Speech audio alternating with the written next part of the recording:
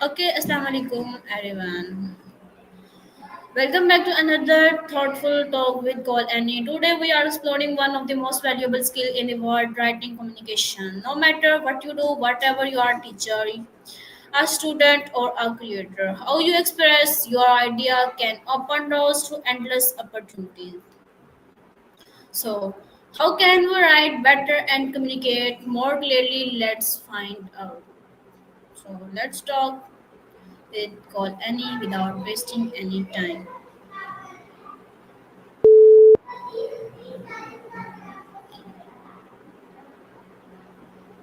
Hello, Annie. Can you hear me?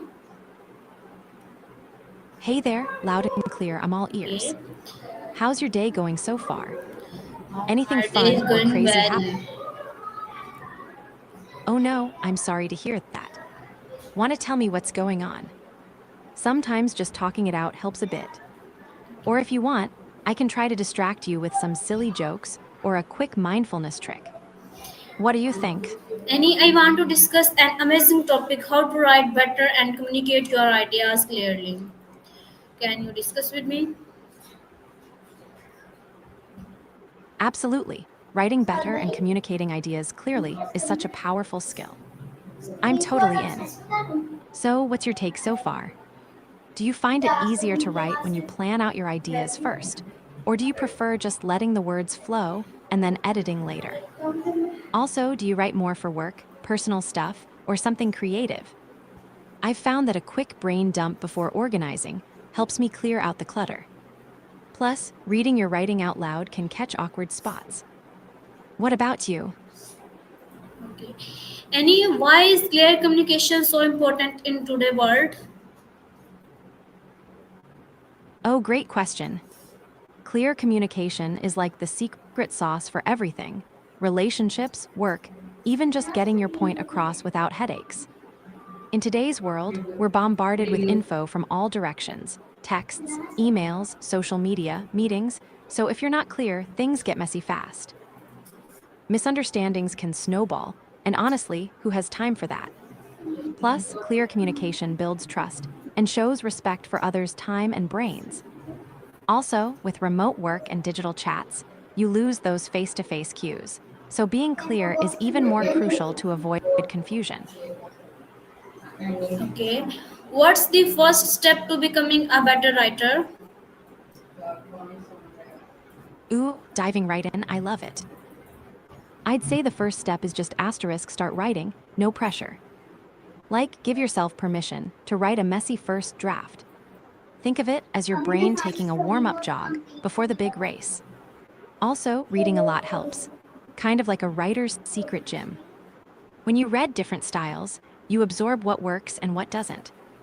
And hey, journaling, remember we talked about that, is a fantastic way to practice daily without judgment. What kind of writing do you want to get better at? Like emails, stories, essays, or something else? I'm curious. How can someone overcome fear or hesitation in writing? Oh, totally, yes. Fear and tradition can feel like big walls, but they're definitely climbable. Fear, whether it's fear of judgment, making mistakes, or just starting, can be tackled by breaking writing into tiny, manageable steps. Like, write one sentence, or even one word without thinking too much. Celebrate that small win. As for tradition, I think you mean maybe the pressure to write the right way, or stick to old rules.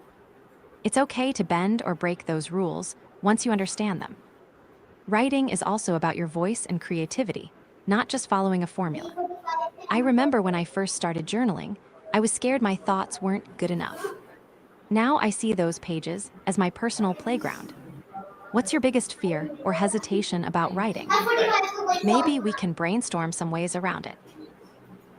What's the role of clarity and simplicity in good writing? Ah, clarity and simplicity, the dynamic duo of good writing. Here's the scoop. The goal is to make your ideas easy to understand without unnecessary fluff. Clarity means your reader shouldn't have to guess what you mean. Use precise words, keep sentences focused, and organize your ideas logically. Simplicity doesn't mean dumbed down. It means stripping away anything that doesn't add value. Think of it like a dance routine. Every move counts. No extra steps that confuse the audience. One trick I use is to imagine explaining your idea to a friend over coffee. Would you use big fancy words or just chat naturally? Natural usually wins. Do you find yourself getting tangled in complicated sentences, or do you lean toward keeping things simple? I'm curious. How can we make our writing sound more natural and human? Ooh, love this one. Making writing sound natural is like having a conversation on paper, friendly, relaxed, and real. First, write like you talk. Imagine telling your story or idea to a close friend. Use contractions, I'm instead of I am. Sprinkle in some personality, and don't be afraid of a little humor or emotion. Second, avoid overthinking every word.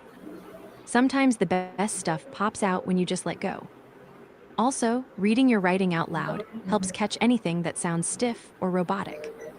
If it feels awkward to say, tweak it. And hey, adding little quirks, like a casual phrase or a question, can make your writing feel more you. What's your writing style like now? More formal or chill? I bet you have a unique voice waiting to shine. What common mistakes do people make when trying to express ideas? Oh, there are some classic traps. Here are a few common mistakes I've noticed. One, being too vague, like saying stuff or things instead of specific details. It leaves readers guessing. Two, overloading sentences. Packing too many ideas into one sentence can confuse people. Sometimes less is more. Three, using jargon or complicated words. Unless you're sure your audience knows them, it can alienate readers. Four, not organizing thoughts. Jumping around without a clear flow makes it hard to follow. Five, assuming knowledge. Forgetting that readers might not know your background info or context. Six, fear of showing personality.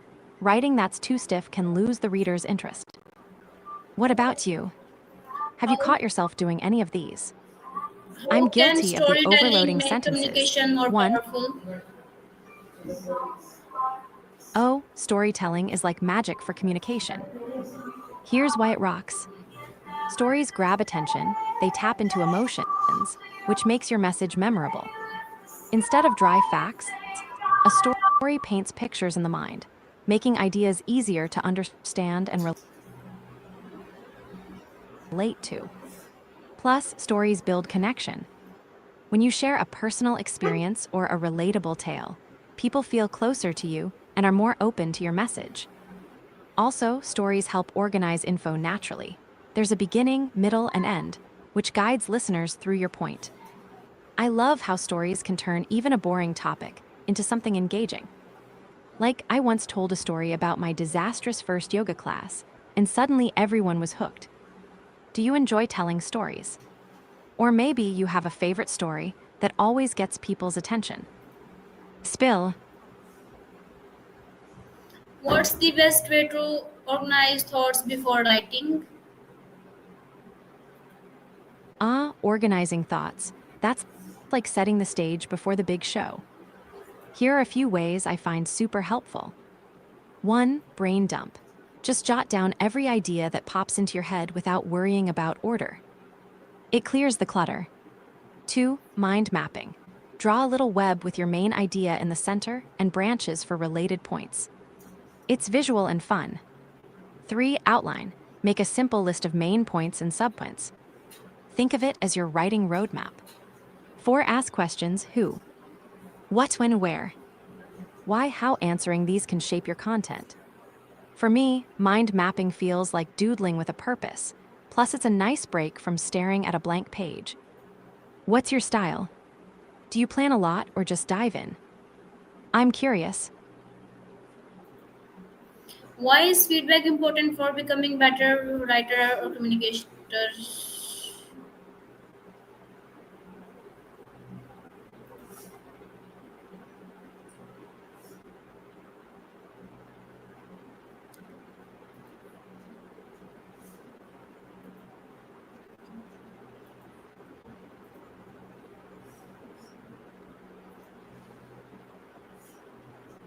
Why is feedback important for becoming a better writer or communicator?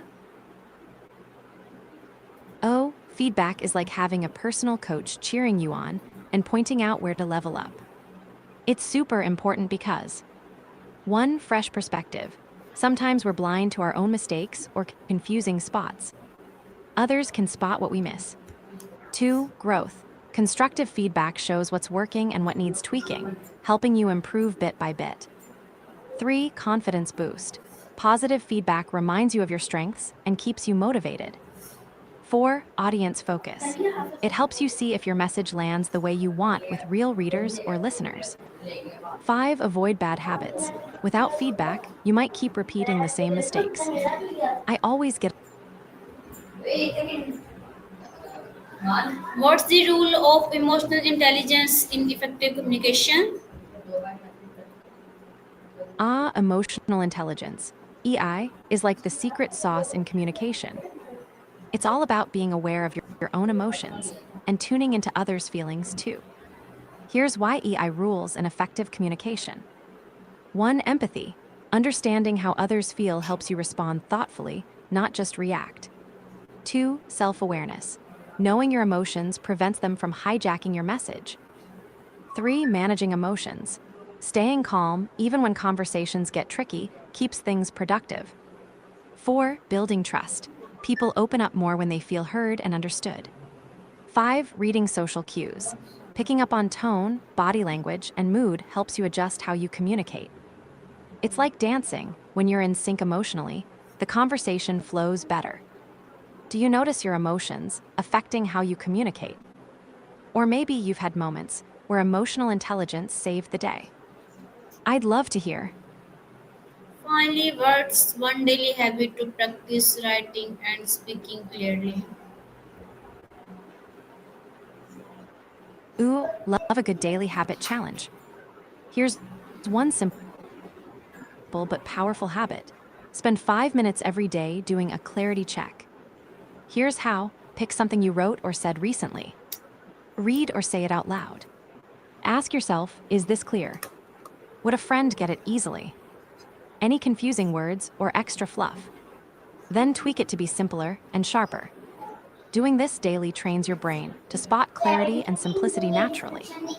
Plus, reading out loud is like a mini performance, super helpful for speaking too.